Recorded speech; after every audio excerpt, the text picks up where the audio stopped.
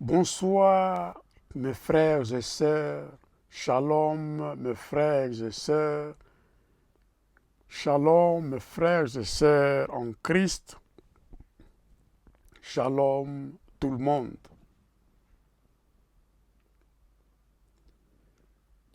Je remercie Dieu pour sa grâce qu'il m'a encore accordée aujourd'hui, son souffle de vie, le parler, la vie et l'occasion de pouvoir m'adresser à vous. Je bénis la parole de Dieu car c'est notre nourriture quotidienne. Aujourd'hui, je vais vous parler d'un thème qui parle de manœuvre du diable pour nuire les enfants de Dieu, pour nuire l'Église. Et le thème d'aujourd'hui, je l'intitule « La nuit, l'ennemi sème livré dans les champs du Seigneur ».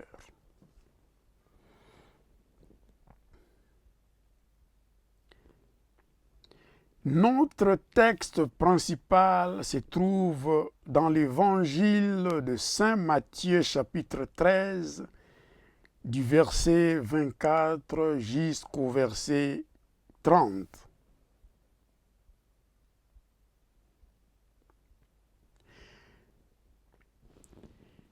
Ici, le Seigneur, après avoir parlé devant la foule de la parabole du semeur, là où il avait bien illustré que si nous avons la sémence, à la fin, quand la sémence tombe dans la bonne terre, ça germe et ça produit du fruit.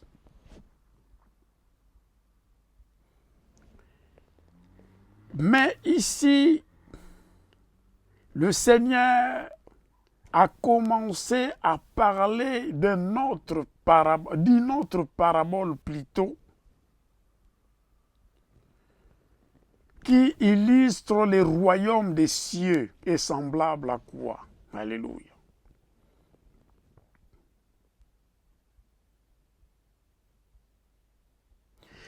Je bénis la parole de Dieu et je laisse le Saint-Esprit prendre le contrôle de toutes choses et je m'abandonne entre les mains de notre Dieu, du Saint-Esprit, pour prendre contrôle de toutes choses en ce moment. Je lis la parole de Dieu pour une bonne compréhension et après nous allons entrer en profondeur pour mieux comprendre ces thèmes d'aujourd'hui. Je lis la parole de Dieu. Il leur proposa une autre parabole et il dit: le royaume des cieux est semblable à un homme qui a semé une bonne semence dans son champ. Mais pendant que les gens dormaient, son ennemi vint sémant des livrées parmi les blés et s'en alla. Lorsque l'herbe y poussait et donnait 10 fruits, l'ivraie parut aussi. Les serviteurs du maître de la maison vinrent lui dire: Seigneur, n'as-tu pas sémé une bonne semence dans ton champ? D'où vient donc qu'il y a des livrées? Il leur répondit: c'est un ennemi qui a fait cela.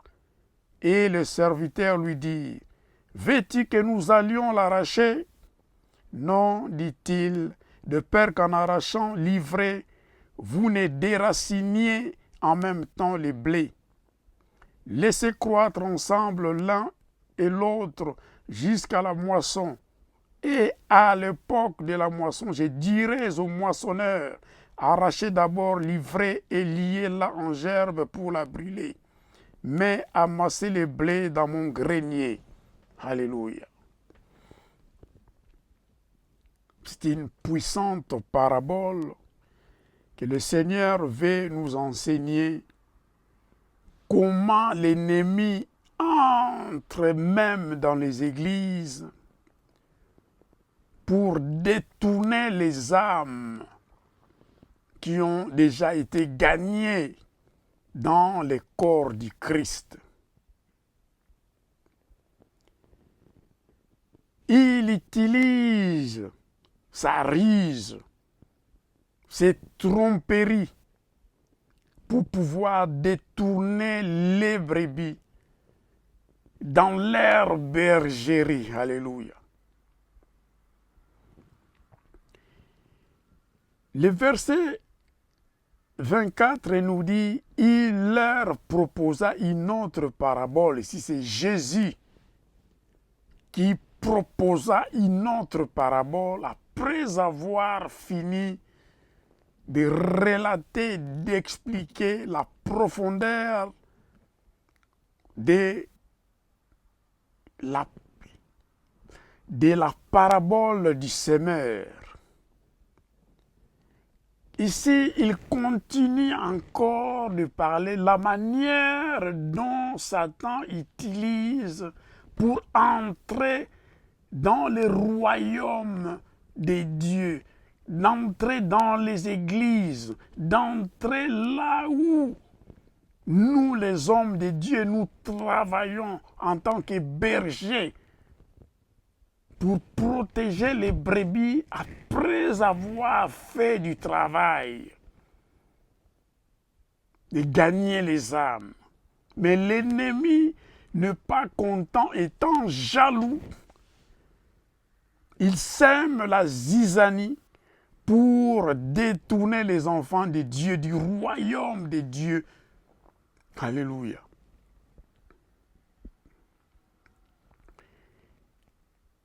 Je rentre dans le texte. Il leur proposa une autre parabole et il dit, le royaume des cieux est semblable à un homme qui a sémé une bonne sémence dans son champ.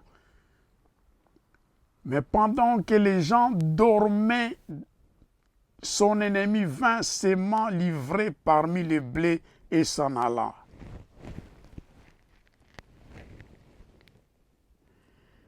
Donc le royaume des cieux est semblable à un homme qui sème une bonne sémence dans son champ. Et cette sémence germe. Ça commence à donner des fruits. Ça germe. Ça produit les brebis. Nous gagnons les âmes.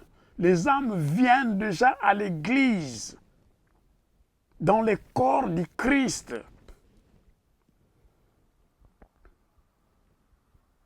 Mais Satan, en tant qu'esprit, ayant la méchanceté dans son cœur, il cherche de toute manière pour dévier les enfants de Dieu du corps du Christ. Et la nuit, verset 25, pendant que les gens dormaient, son ennemi vint sémant des livrées parmi les blés et s'en alla. Les blés, c'est les champs de Dieu. Ça peut même représenter l'église ici, avec tant de brebis dedans. Les blés, normalement, ça donne, après avoir élaboré cela, ça donne de la farine qu'on utilise même dans des boulangeries, dans des pâtisseries pour produire du pain, de gâteaux et consorts. Mais l'ivraie, c'est une plante semblable au blé, mais quand ça commence à pousser, mais dans les graines qu'ils produisent, il y a un champignon venimeux qui produit 10 poisons qui peut faire du mal à ceux qui consomment du pain mélangé de blé et de l'ivraie.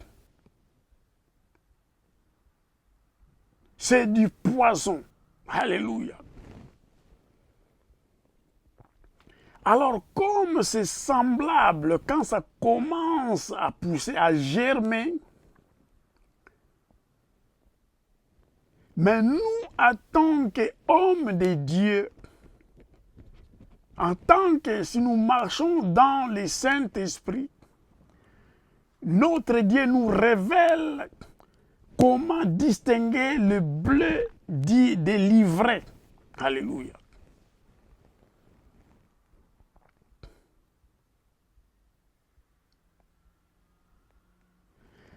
Alors, il utilise cette ruse.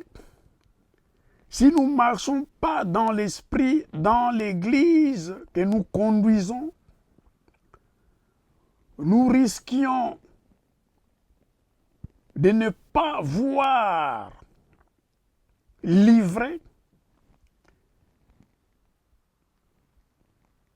qui est venimeux, qui travaille contre les enfants de Dieu, contre les brebis dans des églises, pour les arracher du royaume de Dieu. Alléluia.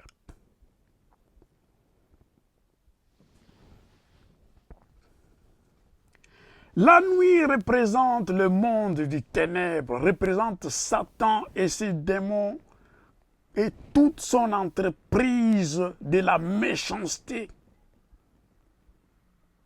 Et c'est de la nuit qu'il opère pour entrer dans sa ruse pendant que les gens dorment, pour s'aimer la zizanie. Alléluia.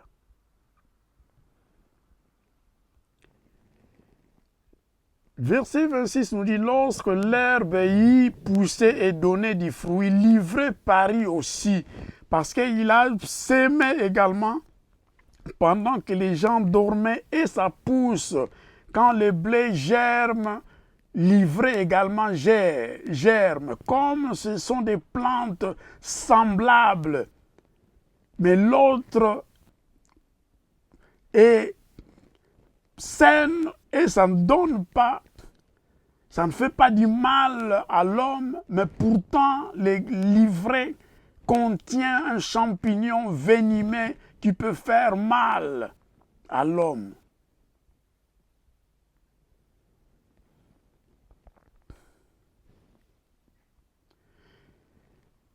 Le verset 27 nous dit, les serviteurs du maître de la maison vinrent lui dire, Seigneur, n'as-tu pas sémé une bonne sémence dans ton champ? D'où vient donc qu'il y a l'ivraie? Étant berger, serviteur de Dieu, humble serviteur de Dieu, quand nous marchons avec le Saint-Esprit, le Saint-Esprit nous révèle comment l'ennemi est introduit, qui sont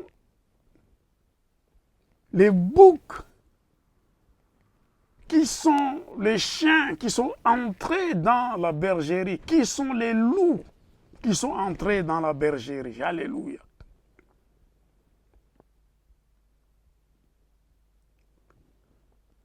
Car la Bible déclare le Saint-Esprit et habite en nous.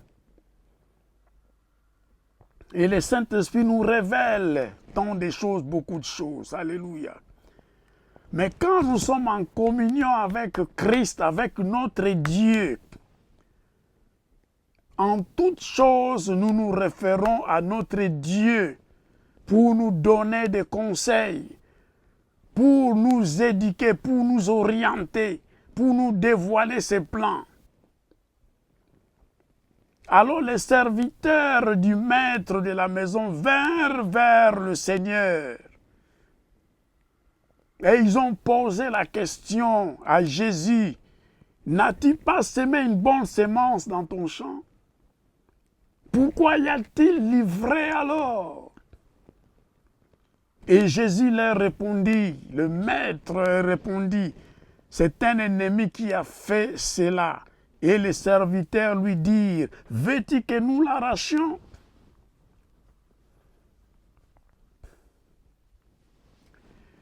Avoir les yeux spirituels, voir quelque chose dans la bergerie, dans l'église, parmi les brebis, c'est permis aux enfants de Dieu, aux serviteurs de Dieu de voir, car nous sommes des sentinelles dans la bergerie. À la porte de la bergerie, nous sommes des sentinelles que le Seigneur nous a mis, nous a orientés, nous a dotés des dons spirituels pour veiller sur sa bergerie. Alléluia. Mais étant en communion avec notre Dieu, nous avons les devoirs, l'obligation de rendre compte à notre Dieu, de lui dire qu'est-ce qui se passe dans le corps du Christ. Alléluia.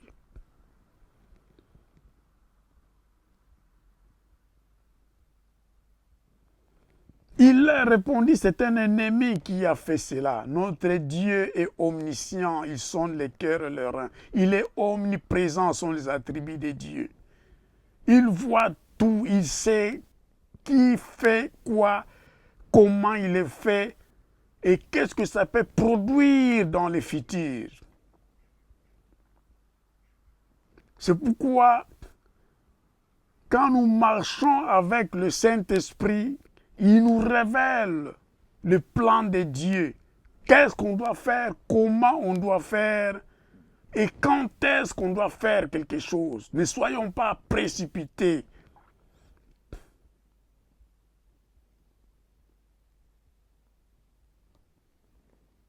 Ne soyons pas pressés pour faire des actions qui ne sont pas autorisées par notre Dieu. Alléluia. Nous risquions de causer du tort au corps du Christ.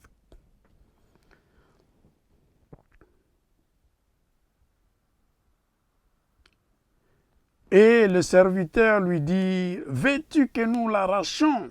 Nous allions l'arracher. Le Seigneur leur dit, verset 29, non, dit-il, de peur qu'en arrachant l'ivraie, vous ne déraciniez en même temps les blés. Vu que c'est semblable, quand ça pousse, quand ce n'est pas encore mûr, et l'ennemi Satan les fait à planter la sémence côte à côte avec le grain, la sémence du blé, et ça pousse ensemble, et c'est presque attaché, les racines sont attachées. Ils sont en contact. Alléluia.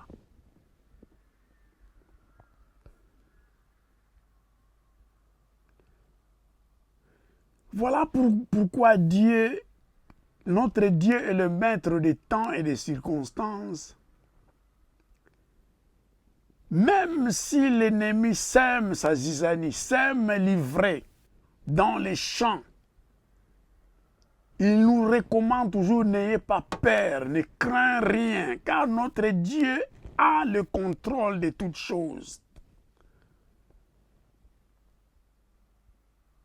Notre Dieu ne permettra pas les brebis qui sont entre les mains de Jésus, que l'ennemi vienne les arracher. Il ne permettra pas cela. Voilà pourquoi notre Dieu, il dit encore dans sa parole, quand une brebis est tombée dans un trou quelque part. Il laissera les 99 brebis quelque part et il retournera en arrière pour reprendre la brebis qui était tombée dans un trou, pour les ramener dans les troupeaux parmi d'autres brebis. Alléluia. Notre Dieu ne permettra pas qu'une brebis soit perdue. Voilà pourquoi il dit ici d'être prudent, de ne pas se précipiter, de ne pas aller arracher l'ivraie pendant que l'ivraie et le blé sont en train de pousser ensemble. Alléluia. Car en se précipitant, nous pouvons arracher également, déraciner également les blés. Et notre Dieu n'aime pas perdre une brebis. Notre Dieu n'aime pas perdre les fruits de la bonne semence que nous avons séminée, que nous avons sémé, pardon. Il veut que ce fruit-là, ce brebis croisse dans la bergerie et qu'eux également, dans leur tour, iront produire le fruit dans les champs du Seigneur. Alléluia.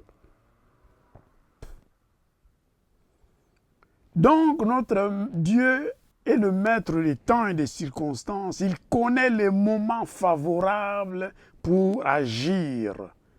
Ne précipitons pas les choses, sinon nous allons même créer des divisions au sein des églises. Voilà pourquoi, quand même il y a des scandales dans des églises, dans les corps du Christ, ne précipitons pas les choses charnellement, sans l'aide du Saint-Esprit, sans l'aide de notre Dieu, qui est omniscient,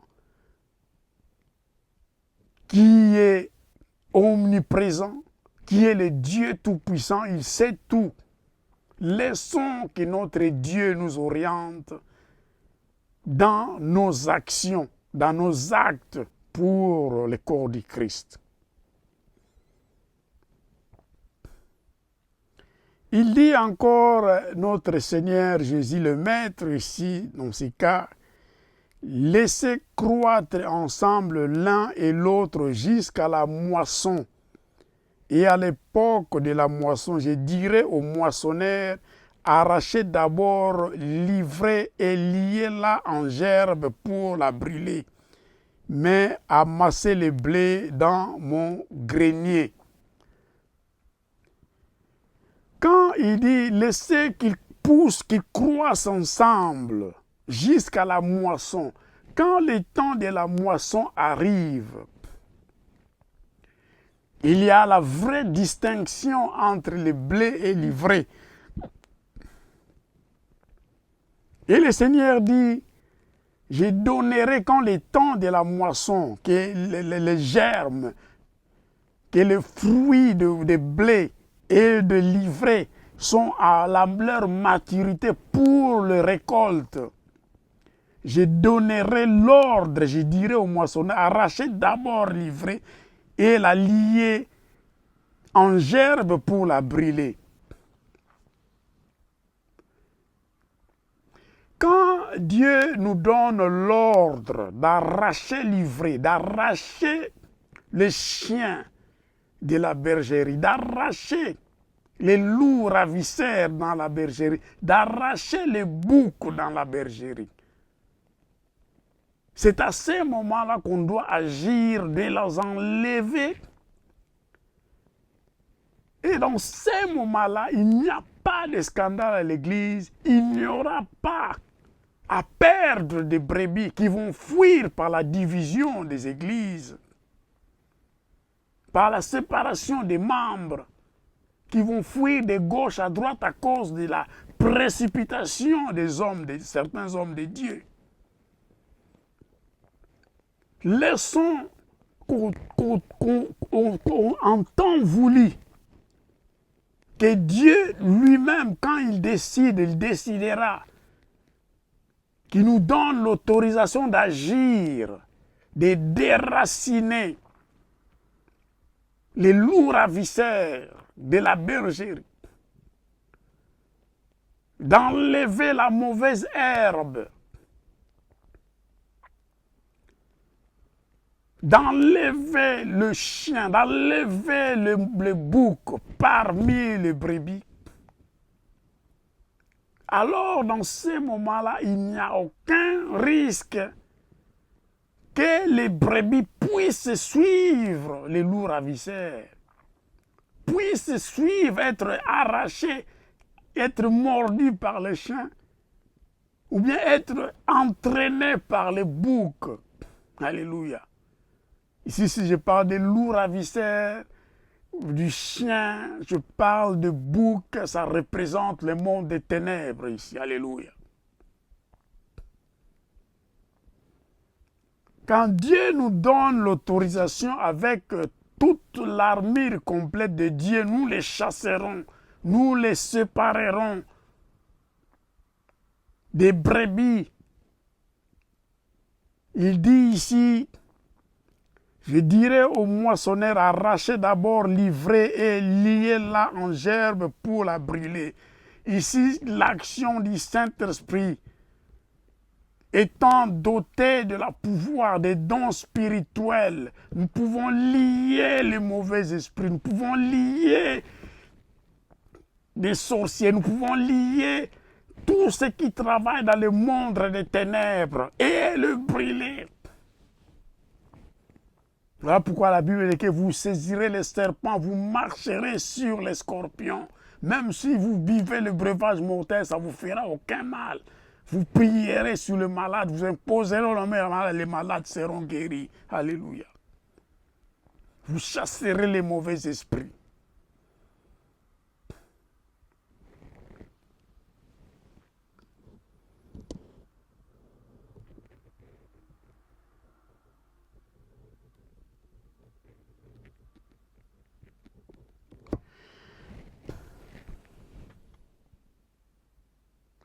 Dieu est bon. Notre Dieu, il dit, mais amassez.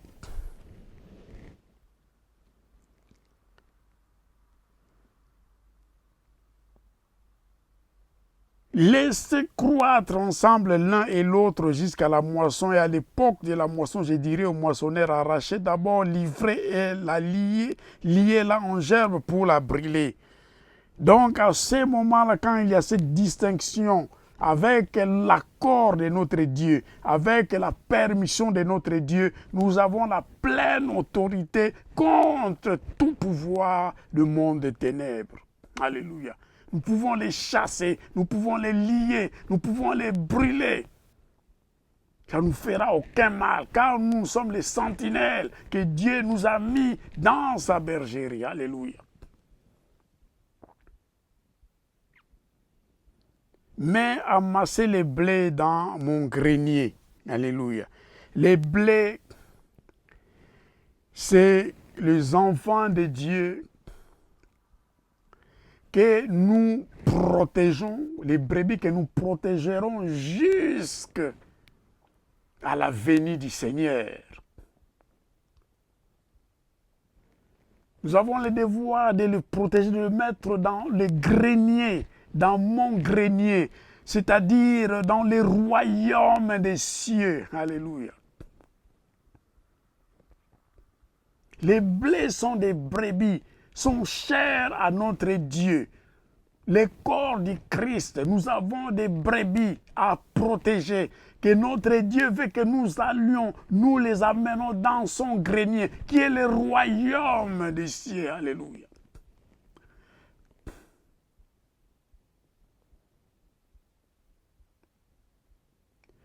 Nous bénissons Dieu pour cette puissante parole. Mais pour descendre, je vais vous lire quelque chose dans Jean 15. Jean 15 nous dit, et après nous allons citer, Jean 15 nous dit, Jean 15 verset 6 nous dit, je lis rapidement la parole de Dieu, après on va conclure. 15 nous dit, je ne vous appelle plus serviteur. Non, Jean 15, 6, pardon, 6. Si quelqu'un ne demeure pas en moi, il est jeté dehors comme les sarments et il sèche, puis on les ramasse et on les jette au feu et ils brûlent. Ici, je vous parle de la première partie du verset 30. La Bible dit qu'à laisser croître ensemble l'un et l'autre jusqu'à la moisson. Et à l'époque de la moisson, je dirais au moissonneur, arrachez d'abord l'ivraie et liez-la en gerbe pour la brûler. Ici, je vous parle de Jean chapitre 15, verset 6 que je viens de lire. Je relis ça encore pour une bonne compréhension. C'est que Dieu fait de ceux qui ne sont pas dans le royaume de Dieu. Alléluia. Si quelqu'un ne demeure pas en moi, il est jeté dehors comme les sarments et ils sèchent, puis on les ramasse, on les jette au feu et ils brûlent. Si nous ne demeurons pas en Jésus, sa parole ne demeure pas en nous. Notre Dieu nous dit ici, liez-la en gerbe pour la brûler. Alléluia. Car c'était la nuit que l'ennemi Satan était venu s'aimer la mauvaise sémence qui est livrée la zizanie dans les champs du Seigneur. Mais au temps voulu, comme il ne demeure pas en Jésus, il ne venait pas de Jésus, c'était la sémence du diable.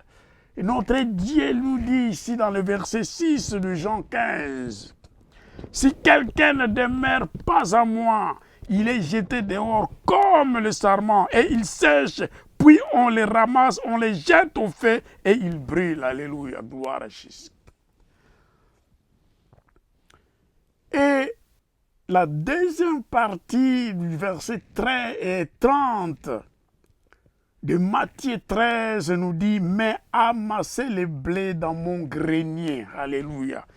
Ici, je vous lis toujours dans le livre, dans l'évangile de Jean, chapitre 15. Je vous lis les versets 7 et 8 pour chuter, pour vous dire demeurer en Dieu, en Jésus, et que sa parole demeure en nous, que nous sommes les brebis, que nous sommes dans sa bergerie. Qu'est-ce qui se passe? Alléluia. Je vous lis la parole de Dieu pour descendre. Si vous demeurez en moi et que mes paroles demeurent en vous, demandez ce que vous voudrez, et cela vous sera accordé. Alléluia. Nous avons le pouvoir de détruire les œuvres du diable par Jésus-Christ de Nazareth. Alléluia, gloire à Jésus. C'est lui, Jésus, qui fait ce travail.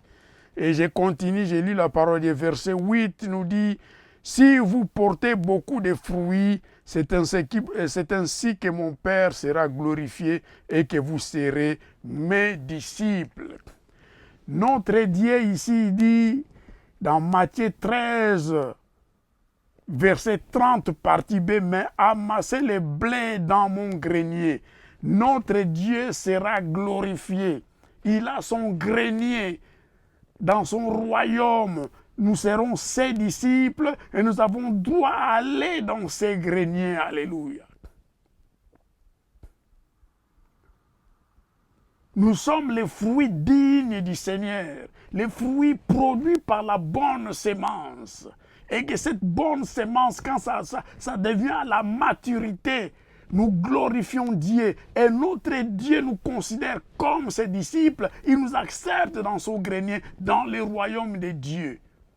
Après avoir nous séparés, de livrés, Et nous sommes les blés matures, consommables, qui ne contiennent pas du poison, qui ne contiennent pas les champignons, qui peuvent nuire à notre santé, à notre vie ministérielle. Alléluia.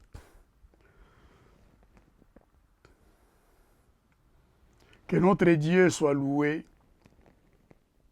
car nous savons ce que l'ennemi fait et ce que Dieu a mis à nous en tant que ses serviteurs, en tant que les sentinelles. Soyons attachés à notre Dieu en toutes circonstances. Si nous marchons avec le Saint-Esprit au moment voulu, Dieu nous dira de séparer, livrer du blé. Alléluia. Et là, les brebis, la bergerie sera sous la protection divine et les bons fruits, c'est les brebis qui restent dans la bergerie sans aucun loup ravisseur, sans des chiens, sans des loups, sans des boucs à l'intérieur de la bergerie. Alléluia. Nous serons plus exposés au monde des ténèbres, là où nous serons dans les greniers de Dieu, sous les ailes du Tout-Puissant de Dieu très haut. Alléluia. Je termine là, je bénis le peuple de Dieu et que cette parole prenne vie dans notre vie et que nous bénéficions de cet évangile, que ça produit des fruits dans notre vie. Que l'honneur, la gloire, la magnificence soient rendus seulement à Jésus-Christ de Nazareth, Seigneur de gloire. Soyons prudents, car l'ennemi sème pour nous diviser. Mais quand nous avons l'Esprit de Dieu, notre Dieu nous contient dans l'unité, dans sa bergerie, et aucune puissance du monde des ténèbres ne pourra nous séparer de notre Dieu. Alléluia. Je vous salue dans le nom puissant de Jésus. Bye bye, à la prochaine. Que l'honneur, la gloire, la magnificence soient rendus à Jésus-Christ de Nazareth. Gloire à Jésus. Bye bye.